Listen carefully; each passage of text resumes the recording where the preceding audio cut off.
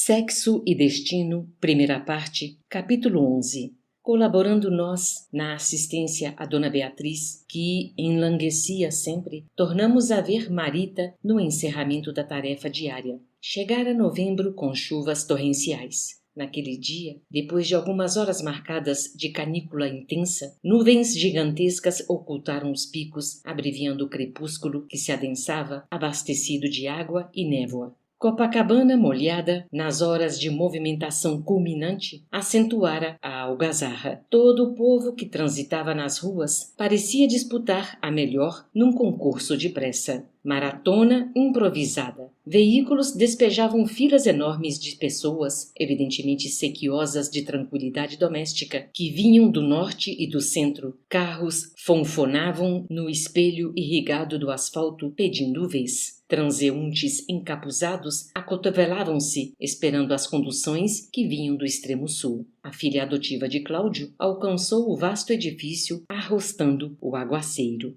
De Copacabana ao Flamengo, o trajeto de ônibus, tão logo iniciado, fora rápido, e do coletivo até a casa o trecho de caminho constara simplesmente de alguns passos. Contudo, mesmo assim, despiu a capa diante do elevador como quem deixava a piscina. Tudo frio e sombra em torno. Entretanto, mais dolorida que a tarde caliginosa, surgia-lhe a alma atormentada através dos olhos pisados de cansaço e vigília. De subida, a vizinha solicitou-lhe a atenção para os adornos leves que carregava numa cesta de arame. A jovem, chamada a si, examinou ligeiramente os papéis pintados para a festiva noite de aniversário em apartamento próximo, pronunciou automaticamente breves palavras de admiração e ensimesmou-se, abafada, para somente aliviar-se de algum modo ao reconhecer-se no recanto familiar. Ninguém a esperava. Sozinha, estirou-se no leito, procurando recapitular os acontecimentos da véspera, mas o estômago reclamava alimento. Recordou que varara o dia em absoluto jejum. Levantou-se. Consultou os recursos da copa. Entretanto, os pratos que haviam sobejado não lhe acordaram o apetite. Não obstante a temperatura baixa, a se lhe refletir nas mãos algidas, sentia excitação, calor. Fatigara-se de pensar, trazia os nervos tensos. Desejou mate frio. Abriu a geladeira e serviu-se. Parou os olhos pestanejantes no telefone a distância curta. Não se conteve e discou. Da residência dos Torres, porém, uma voz imprecisa informou que Gilberto saíra. Não estava. Ela esmoreceu ainda mais. Arrastou-se, tornando ao quarto, e descerrou a janela. Queria desafogar-se no ar fresco. Debruçou-se no parapeito, contemplando a cidade lá embaixo. Sob a chuva, os automóveis figuravam-se animais fugitivos. A moça refletia. Mirando o casario iluminado, deduziu que milhares de pessoas aí se aglomeravam, suportando talvez problemas piores ou semelhantes ao dela, inquirindo em vão de si mesma o porquê de encontrar-se tão entranhadamente agrilhoada a Gilberto, quando centenas de rapazes respiravam, não longe, com excelentes predicados para lhe interessarem o coração. Sentia-se desalentada, insatisfeita. Aspirava a entreter-se, fugir de si mesma. Inutilmente fez menção de envergar um casaco e descer à rua a fim de se distrair, apesar do mau tempo. Entretanto, não era apenas a chuva copiosa que lhe frustrava os impulsos. O espírito almejava deslocar-se, o corpo não. Exacerbação e fadiga. Tentou engolfar-se na leitura, reacomodando-se no leito, depois de apanhar uma novela em que o marcador lhe indicava o lance interrompido. Mas lembrou-se de Cláudio. O pai adotivo raramente atrasava e, desde a véspera, não conseguia recordá-lo sem temor. Reergueu-se e preparou-se para o descanso. Precavida, apagou todas as luzes. Quando chegasse de certo, acreditá-la-ia distante. Trancada agora na sombra, atirou-se à cama com o abandono de quem larga um fardo importuno e passou a meditar. Realinhavou na memória todas as esperanças e sonhos, provas e inibições da existência curta, deitando lágrimas no linho do travesseiro. Daí a instantes, escutou os passos do chefe da casa, que se movia de uma peça para outra. Pela sutileza do andar, percebeu quando Cláudio veio, muito de leve, espreitar-lhe o aposento. Experimentou a maçaneta, mas não insistiu. Ela e Marina guardavam o hábito da vedação ao se ausentarem à noite. Ouviu o barulho inconfundível da garrafa em atividade e, logo após, assinalou-lhe o regresso à rua, ao mesmo tempo que lhe notava o nervosismo pela maneira violenta de fechar a porta ao sair. Aliviada, fez-se menos inquieta. Marita achava-se realmente só, de vez que até mesmo os 2 vampirizadores do apartamento, ao que presumíamos, andavam fora, ajustados ao companheiro. Horas passaram lentas e difíceis. 11 em ponto, quando Neves e eu nos dispusemos ao socorro magnético. Oramos, exorando a bênção do Cristo e o concurso do irmão Félix a benefício da moça exausta. Mobilizamos as possibilidades de nosso âmbito estreito. Ela, a princípio, reagiu negativamente, empenhando-se na vigília, mas cedeu, enfim.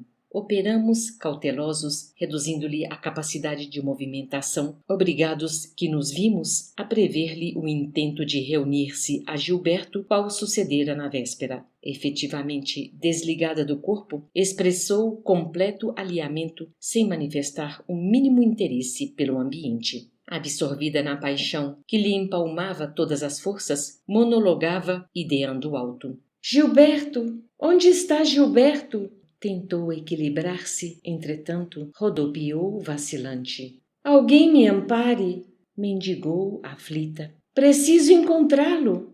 E, rapidamente, a auxiliamos. Iniciávamos a saída quando se abeirou de nós simpática senhora desencarnada, declarando-se mensageira do irmão Félix, que nos esperava num posto socorrista. Prestimosa, abraçou a paciente com um jeito característico da mulher e pusemo-nos mais facilmente a caminho. Demandaríamos bairro próximo, onde respeitável instituição espírita cristã nos ofereceria aconchego. Instruiu a recém-chegada, que se nos apresentara sob o nome de Irmã Persília. Notei que Neves e ela permutaram delicadezas mudas, revelando conhecimento anterior. Persília, contudo, não se demorou em qualquer consideração individual, mas entregue ao trabalho que a si mesma, conversou com a frágil menina, encorajando-a. Esforçava-se por descentralizar-lhe a atenção, apontando quadros e ocorrências do trajeto, sem resultado. A moça não apresentava outros pensamentos, palavras e objetivos que não fossem Gilberto.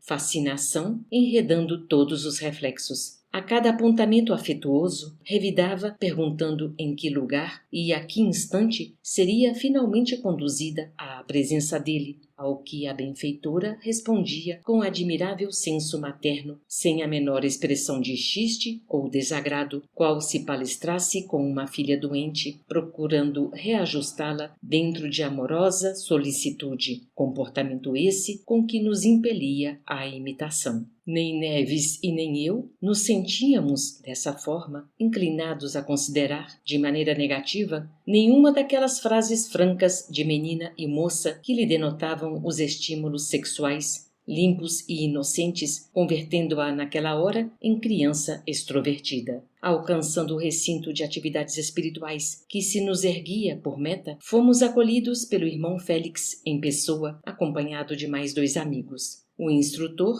inteirou-nos de que nos recebera o comunicado, acentuando modesto que, dispondo de algum tempo, deliberara vir ele próprio examinar o que sucedia. Marita contemplou-o, estática, indiferente, figurando-se aparvalhada, absolutamente inepta e distante para avaliar a importância do sábio que a brindava com paternais gentilezas. Mentalmente encravada nas recordações do jovem Torres, as indagações que propunha dariam certo para escandalizar, não estivéssemos preparados a fim de auscultar-lhe os conflitos. Amparada por Félix, que nos dirigia, tolerante, entrou no edifício inquirindo se havia chegado por fim ao clube onde comumente surpreendia Gilberto. Encaminhada ao compartimento espaçoso em que recolheria o necessário socorro magnético, quis saber o motivo pelo qual se imprimira tanta mudança ao salão de baile. Mirando, distanciada, pequena equipe de servidores desencarnados que desenvolvia tarefa assistencial em ângulo oposto, alegou que a orquestra não devia adotar silêncio contínuo e, escutando as buzinas que guinchavam na rua, procurou descobrir se Gilberto vinha chegando para dançar.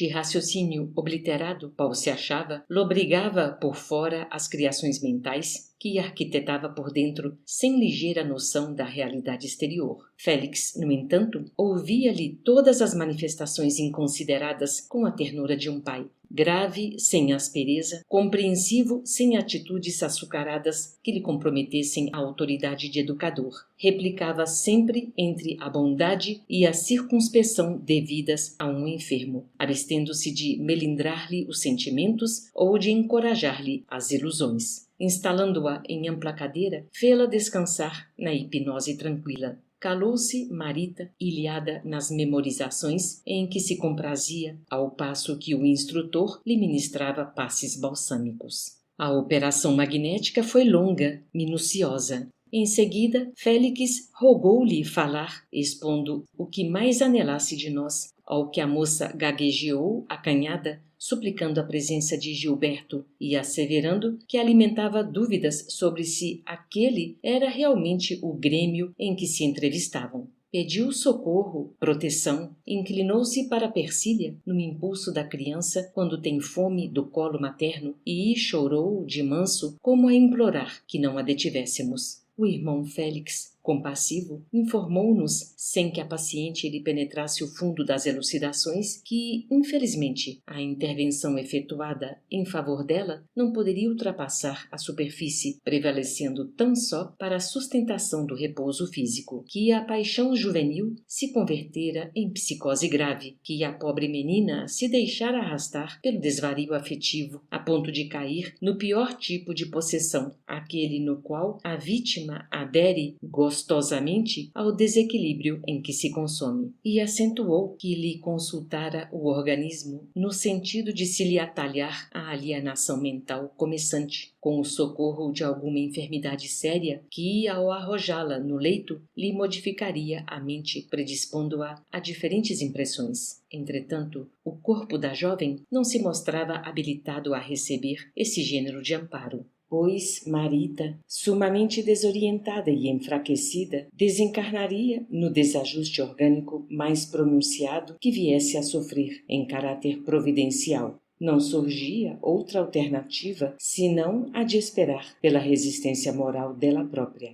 Convidados a escoltá-la até a casa, Neves, Persília e eu colocamo-nos de volta. Marita não revelava aspecto algum para melhor quanto à condição mental, mas o auxílio magnético surtira efeito imediato e salutar, porquanto, reajustada ao corpo denso, passou a repousar sem agitação, pelo que deixamo-la a dormir profundamente. Despedimo-nos de Persília ante o céu estrelado e, de novo a sós, talvez porque me sentisse a indagação inarticulada, Neves confidenciou: André, você conhece essa senhora? E, ao meu sinal negativo, essa é a mesma que eu vi no cabaré quando agredi meu genro num gesto impensado, a desconhecida que me apoiou no regresso ao aposento de Beatriz, apenas com a diferença de que hoje não traz consigo o distintivo luminoso. Mas não tenho dúvida alguma de que seja a mesma pessoa.